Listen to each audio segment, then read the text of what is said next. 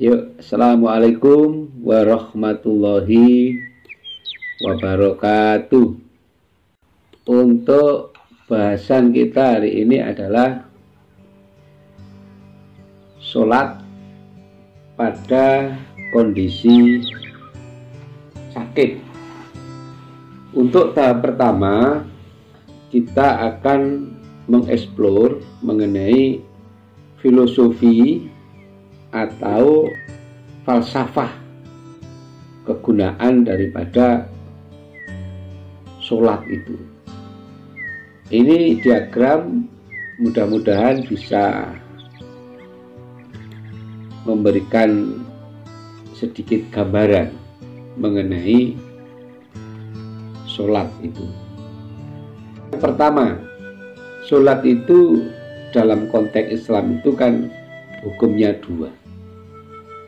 Satu, rukun sebagai rukun Islam. Yang kedua, sebagai kewajiban yang tidak bisa ditinggal. Rukun itu artinya prasyaratan. Jadi contoh, kalau kamu kepingin menjadi penduduk Indonesia, maka kamu harus satu, dilahirkan di Indonesia. Dua, memiliki KTP Indonesia. Tiga, mempunyai tempat tinggal di Indonesia. Empat, mempunyai kartu keluarga Indonesia, dan seterusnya. Jadi rukun Islam itu satu, syahadat wajib. Dua, sholat wajib. Tiga, zakat kalau mampu. Kalau tidak mampu malah dizakati. Empat, puasa kalau mampu. Orang yang tua kurus kan boleh bayar fidyah, tidak harus puasa. Yang nomor 5 adalah haji kalau mampu. Jadi 1, 2 itu wajib ain. 3, 4, 5 itu ada beberapa kriteria. Artinya kalau nanti Anda tidak menepati wajib ain yang 2, maka yang menjadi berbahaya adalah kita nanti tidak diakui oleh Allah sebagai umat Islam. Rukun itu indikator pengakuan. Sholat itu rukun. Rukun itu adalah standar atau kriteria yang wajib kita punyai untuk bisa diakui oleh sesuatu. Ya seperti tadi, Anda akan menjadi orang Indonesia kalau punya KTP Indonesia itu.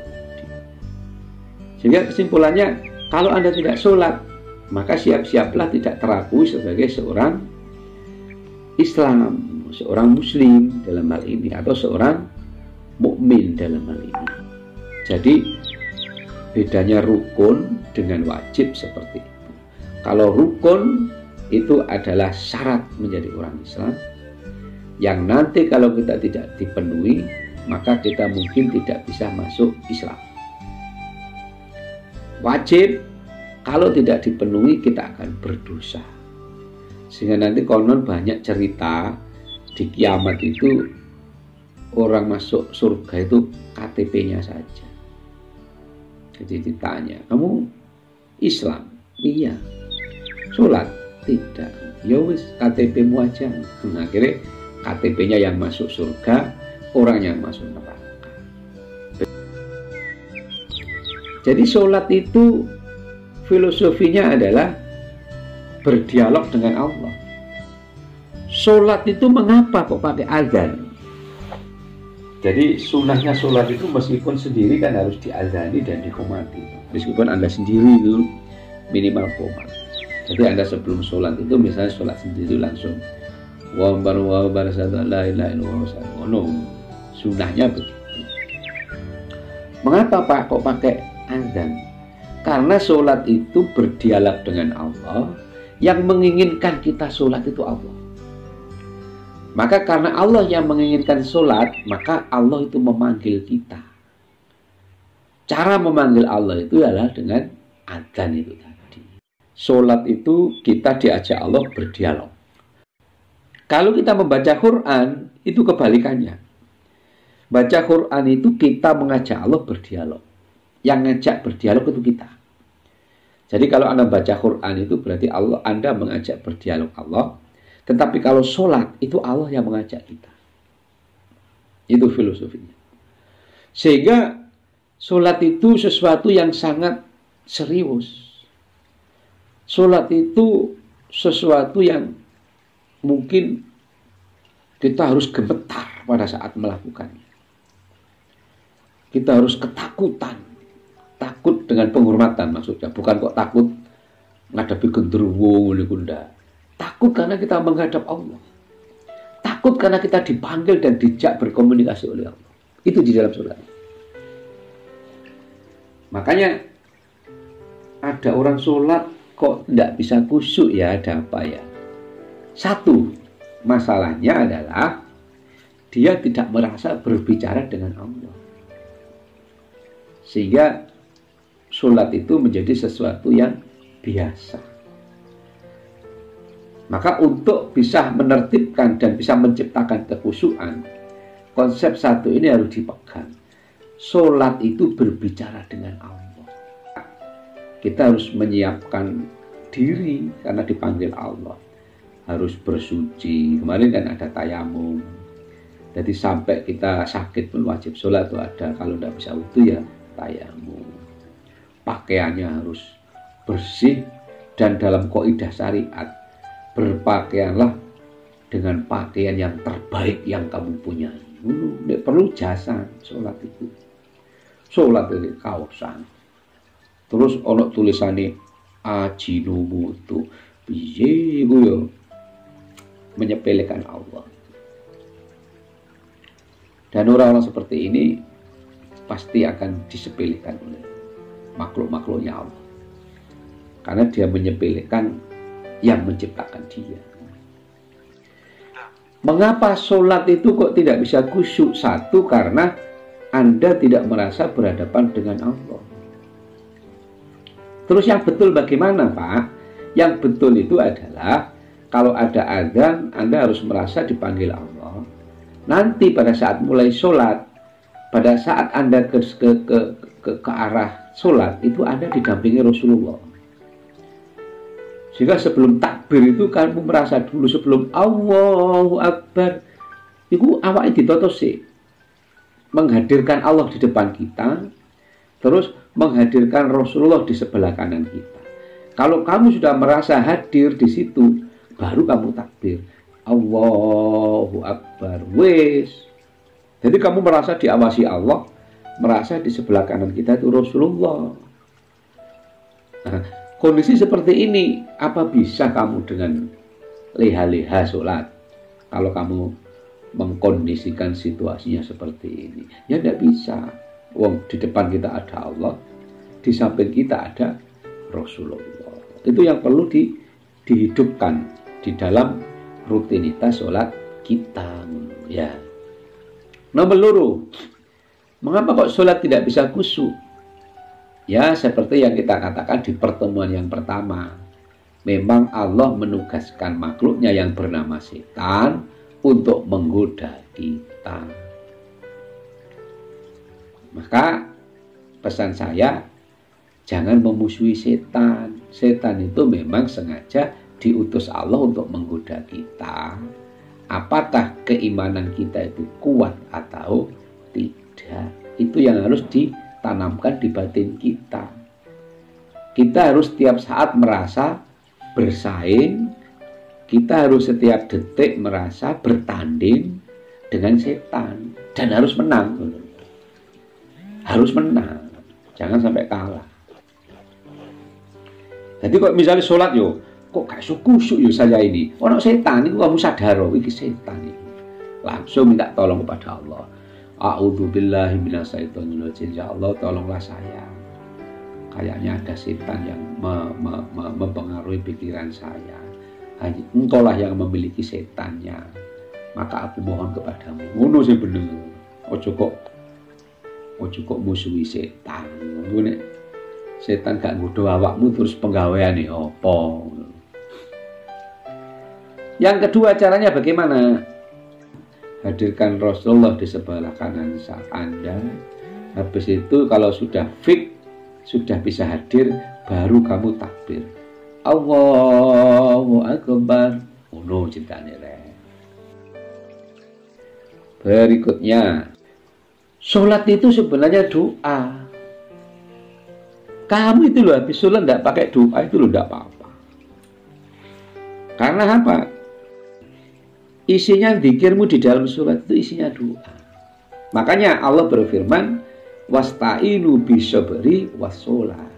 Mintalah kepadaku dengan cara sabar dan sholat.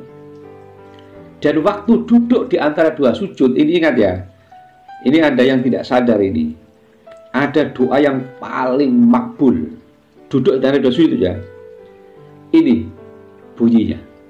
Rabbighfirli warhamni wajburni warfa'ni warzuqni wahdini wa'afini wa'fu'ani. Iki rungokno iku ne artine. Rabbighfirli, Tuhanku ampunilah aku. Dosa kita itu banyak.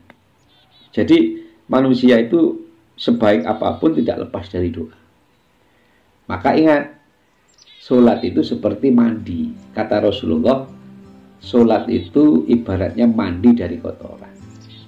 Kalau di dalam filosofi sufi atau filosofi tasawuf, sholat itu menghapus dosa kita yang kemarin dan memberikan wadah pahala kita yang akan datang. Contoh, duhur. Duhur itu menghapus dosa kita subuh sampai duhur. Dan duhur itu Anda seperti membeli alat untuk mewadahi pahala kita duhur sampai asar. Kasus, Anda kok tidak duhur, maka otomatis dosamu antara subuh sama duhur tidak terhapus. Terus Anda bicara begini, nanti aja Pak dihapus waktu asar. Tidak kuat. Jadi kalau kamu sholat asar dicampur dengan duhur, tidak ada keperluan apapun, asarmu itu tidak akan mampu menghapus dosamu antara subuh sampai duhur. Terus yang kedua, Anda kan lupa duhur, jam 1 itu Anda sedekah 1 juta misalnya, maka sedekah Anda yang 1 juta itu hilang, tidak ada yang menerima. Loh, kok bisa Pak? Karena Anda tidak punya alat wadah untuk mengcombine atau mewadahi ibadah Anda di antara duhur sampai asar. Sehingga kesimpulannya, memang sholat tidak bisa ditawar. Kondisi sakit parah, pikiranmu masih hidup, itu pun wajib sholat dengan cara isyarah. Wes ya, iku Rabbighfirli. Yang kedua, warhamni, sayangi aku ya Allah. Kalau Allah sudah sayang kepada kita, bisikan hati di dalam kita aja itu dituruti Allah kok. Tanpa meminta kok. Apalagi dengan meminta. Misalnya kamu ngomong, yo kok kaiku yo, datang dikirim oleh Allah. Mau sudah sayang Allah. Warhamni, wajburni, tutuplah aib-aibku. Kita ini kan orang yang jelek. Awak menguyuh, kalau singeru, itu kan ditutup oleh Allah. Dan banyak kejahatan-kejahatan kita sejak kecil sampai sekarang ini, Allah tidak membeberkannya karena doa kita ini tadi, warhamni, wajburni, warfa'ni, angkatlah derajat saya. Jadi awakmu nek kepengin derajat dhuwur ya, nek sholat tahajud ndonga muni ini, Rabbighfirli warhamni wajburni warfa'ni warfa'ni warfa'ni warfa'ni warzuqni wadi. Warzukni, berilah aku rezeki. Rezekimu kok mampet. Pada saat sholat malam, sholat tahajud, ya banyak kan itu. Rabbi firli warhamni wajburni warfa'ni warzukni. Itu dikeraskan. Kalau sholat ini jangan sholat wajib ya, ini sholat tambahan.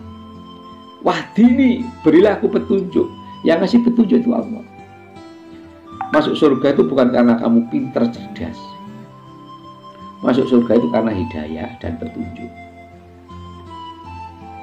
Berikutnya, wa'afini, sehatkanlah aku. Tadi ono corona, pilek-pilek sedikit, awak kok gak enak yo. Waktu sholat tahajud kamu ulang dia.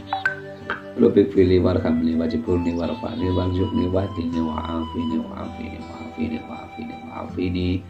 no wa'fu'ani, maafkanlah aku, dan seterusnya. Jadi intinya adalah sholat itu isinya doa. Yang terakhir, hari ini tidak ada ujian, tapi hari ini sama dengan yang kemarin, Anda membuat makalah judulnya cara sholat orang sakit, cara sholat dengan duduk, cara sholat dengan berbaring miring, cara sholat dengan terlentang, cara sholat dengan isyarah.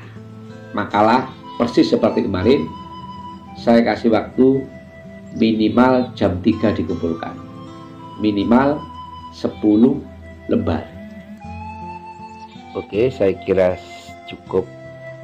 Segera dikerjakan. Sukses selalu untuk Anda sekalian. Assalamualaikum warahmatullahi wabarakatuh.